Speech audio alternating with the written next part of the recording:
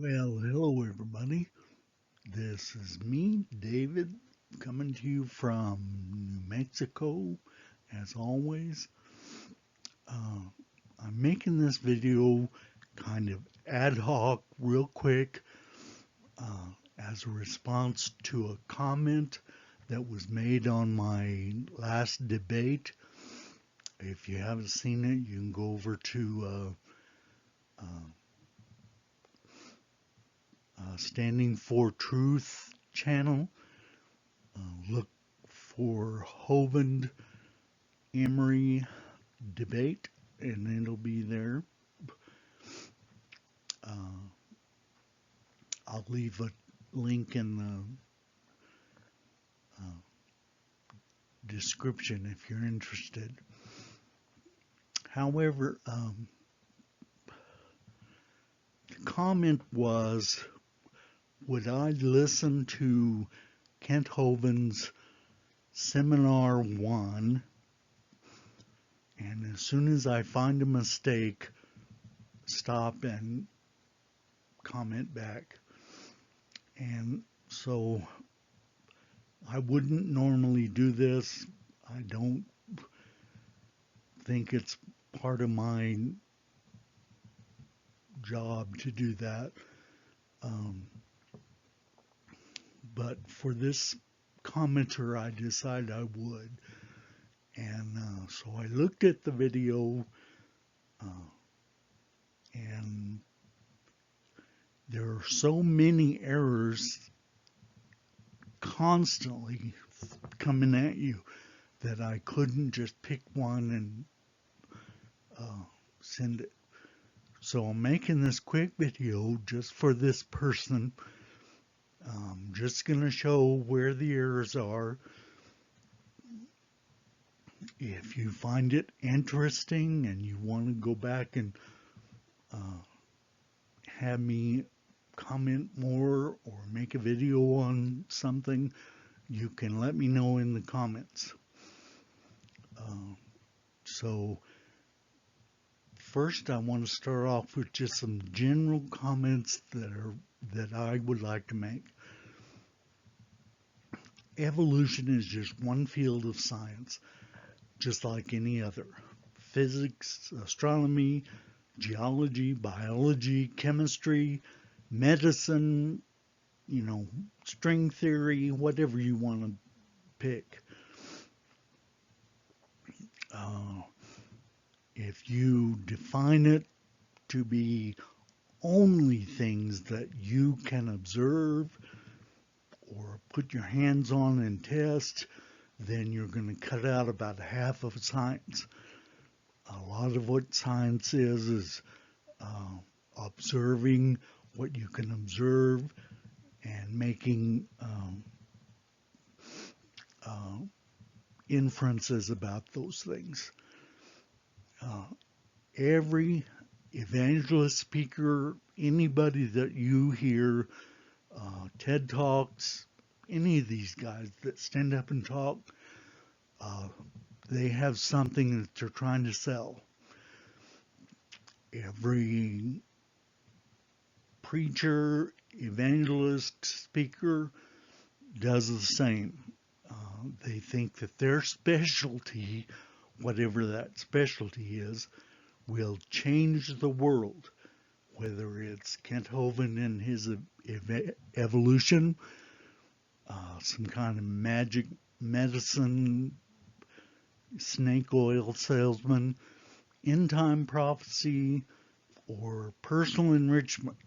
I can't think of the guy's name, but you know the guy that thinks you can be a better person by listening to his talk. And then, like I said, even Christians, preachers, evangelists, whoever, that get up like Kent Holman and have talks that gain an audience. He's got something to sell. They have to have charisma. They have to be, good looking, dress well, whatever it might be. But the better at selling, the more successful they are. So uh, even the Christian pastors, evangelists, if you just look at what they're doing without the message, don't think about the message, you will see that every one of them are doing the same kinds of things, trying to sell their product. They measure their success by attendance, Christians by souls for the kingdom, uh, and it's not an easy job. They need constant prayer, and they should have someone that they trust that can be a spiritual support and kind of keep them from going off into uh, weird kinds of stuff. So I used the video. It's on. I'll give you a link in the description for the exact video that I used because I'm going to give you the timings. So you listen to the video and the timings should match exactly. Okay, so and I'm just going to run through these quick because I said this is just an ad hoc description. Uh, so for the first 20 minutes of the talk, uh, he's just wasted that. It has nothing to do with Age of the Earth or whatever the title is. He's just wasting time. Uh, the start of the talk at 20 minutes. First, stars are not circular reasoning. Uh, Kent says stars start with fusion of hydrogen and helium, um, but there's more to it than that. So you can read the comment here and you can uh, compare it to the video. I showed Kent references for everything. Everything that I put in comments here, I have references for. They were totally ignored, just completely ignored. Uh, at 21:08, he goes back to his old thing about dogs produce dogs. Uh, I heard him in a radio program debate with an evolutionist, and it was like from 1996, I think. And dogs produce dogs was his first big comment. So he's doing this all the time. And, he just keeps harping at this. And yet, creationists believe that on the ark, there were two of each kind. And kind is different than species. And you can get into all that, trying to understand. And that uh, those kinds, and most people say relate to the family level of phylogeny. And so dogs are in the Canidae family, and this is the family that has wolves. And yes, wolves and dogs are pretty much similar, but then they have all kinds of other things, uh, coyotes and Maine wolf and something called a raccoon wolf, a raccoon dog, uh, all of these other things. And somehow those two of, of a kind that were on the ark got off the ark, and then in, you know, less than 4,000 years, produced every other kind of animal that's in that family. To me, that's basically evolution. Somehow, something changed in order for those other animals to be produced. Uh, um, Kent's big thing is uh, how in the world can uh, um, all this mass be stored in a little dot? We talked to him about that 100 times, and he still goes right back to that same.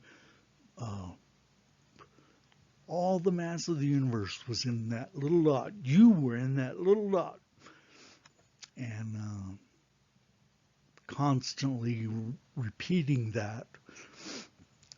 In another video uh, or another article I saw of Kent's, he said that the speed of light changed closer to creation, and that just could not happen.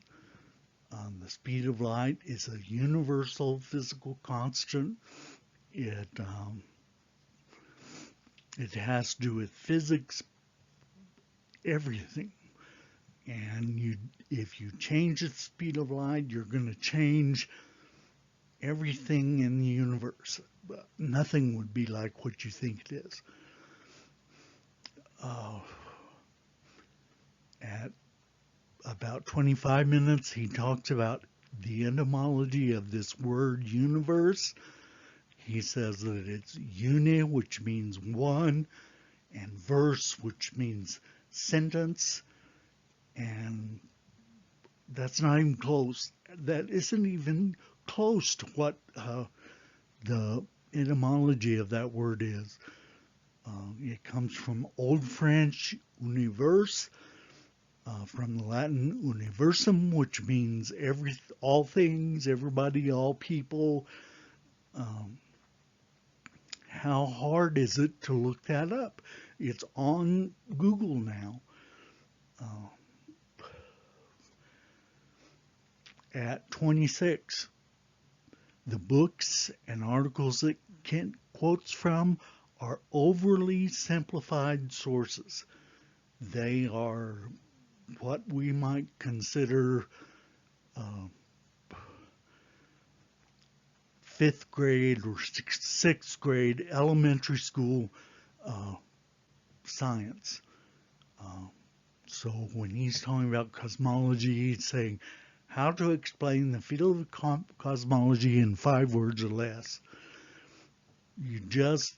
It's so complicated. It's beyond his understanding, but he thinks that it's the scientists that don't understand.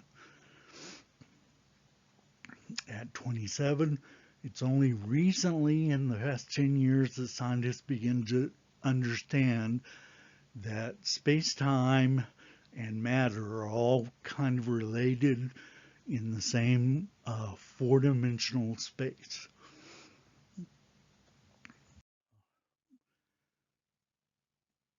Uh, at 28, Kent does not understand and mocks science. Uh, it is very irritating, at least to me. Maybe I just got to stay out of it, but uh, these quotes that he uses, the quote he's using here is from 1984, which is like, you know, 50 years ago. And things change in science every day. So if you're quoting from 50 years ago, then you're wrong. Once again, at 33, uh, Kent speculates out of incredulity, mocking science. Let me just toss in here his favorite verse is, in the last days there will come scoffers. Well, scoffer is someone that mocks or makes fun of, laughs at, and so he needs to think about the things he's saying when he's mocking. Uh,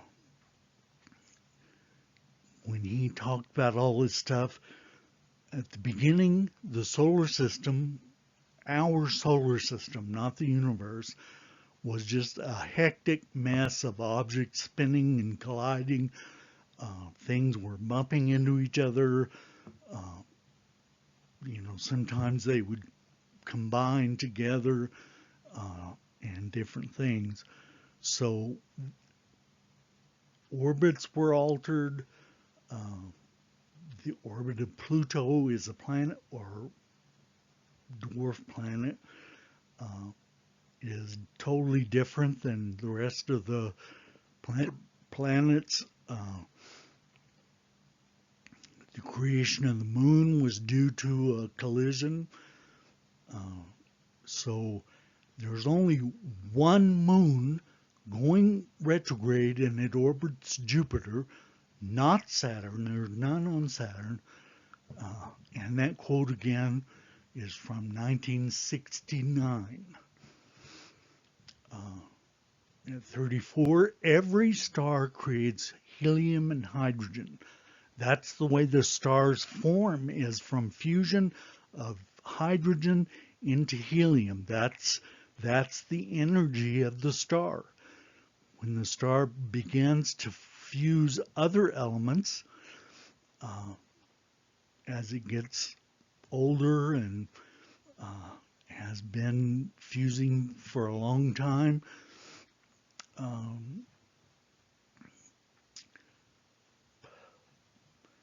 there are other elements made. Around the star, there is leftovers that didn't get sucked into the star's gravity. And those leftovers are still circulating, rotating because of gravity. And so, like I said, they all bump into each other, combine together, or whatever, and things happen. And so it depends on, at the beginning what materials were available. Scientists believe that Jupiter was the first planet,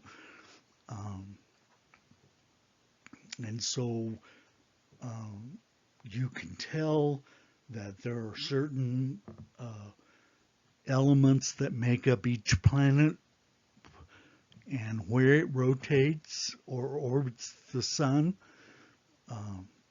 The rocky planets orbit closer, the gaseous planets orbit further out, and it's just because of gravity and because of what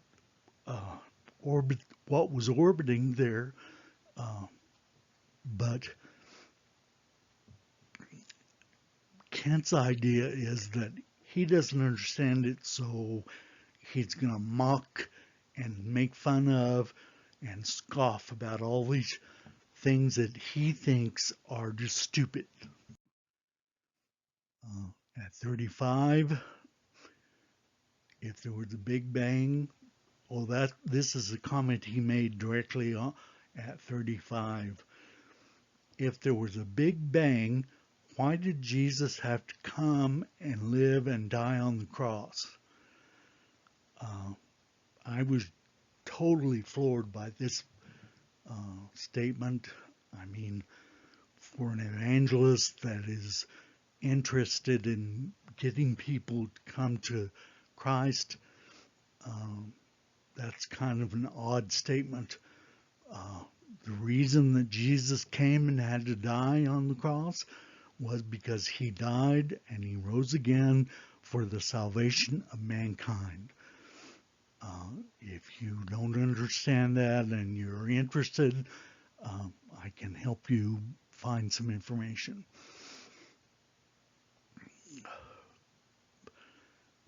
he said something about God will restore the earth to what it used to be.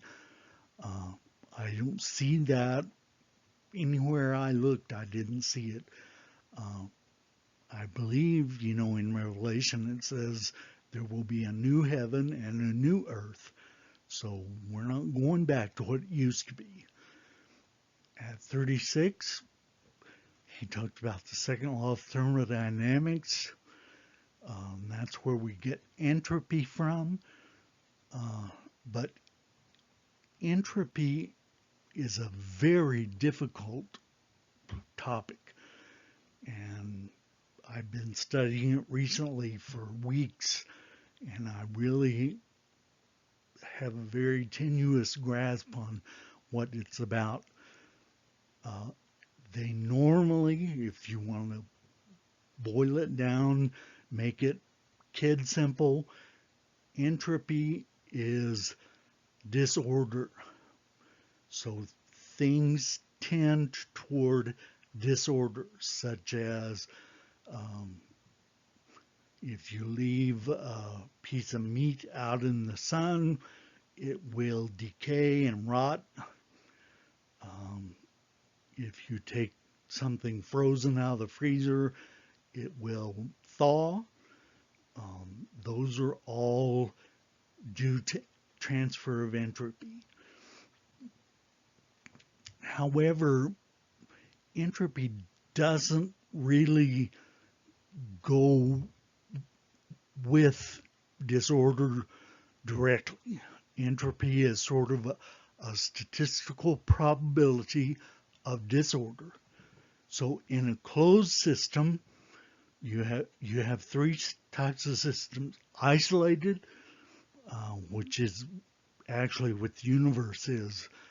Isolated closed system means nothing goes in or out, and then you have an open system where energy, mass is transferred in and out.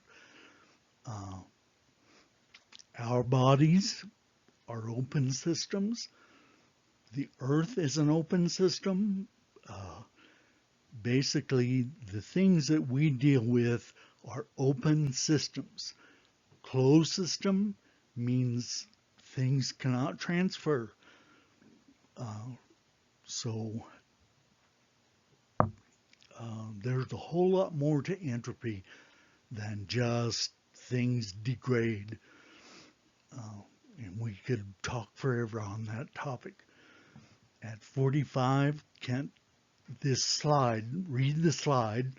Kent says, President Eisenhower asked for $1 billion for revamping the education system and teaching evolution.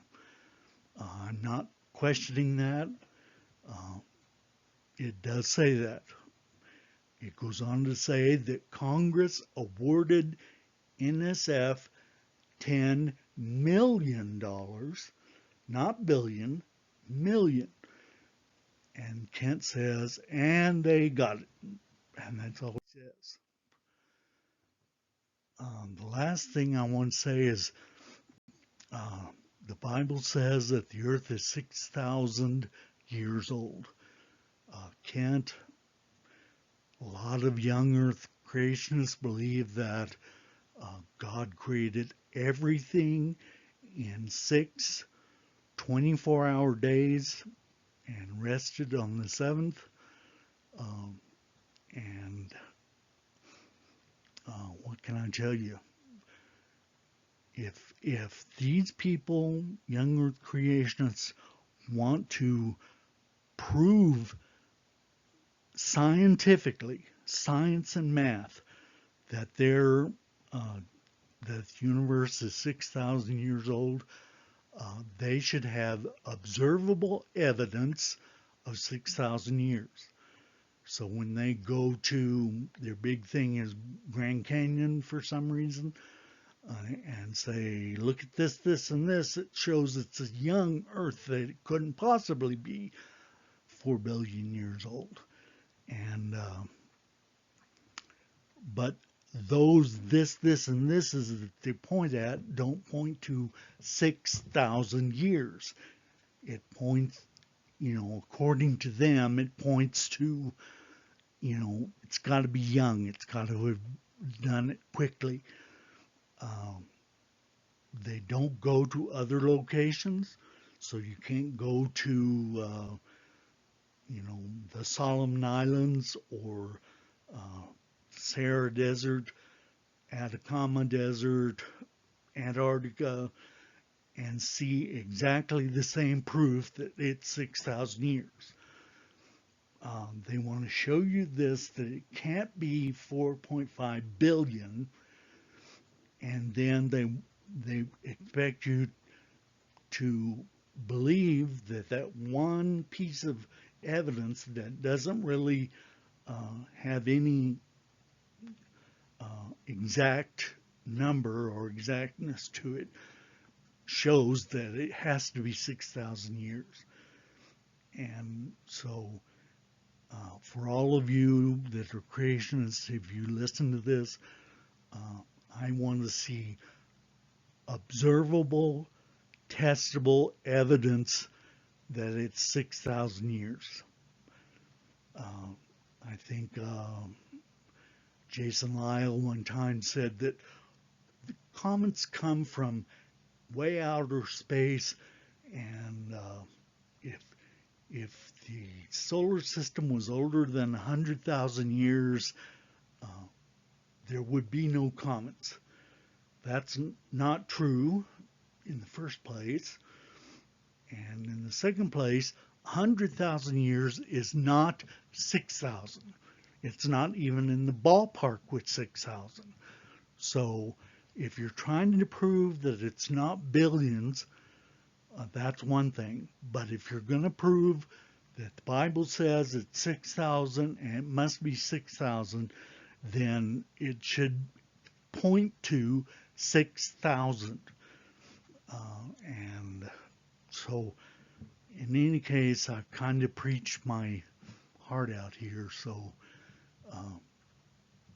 like I said earlier, if you have questions, if you want to pick one of these points and have me do a video more in depth, I can do that if there's an interest. I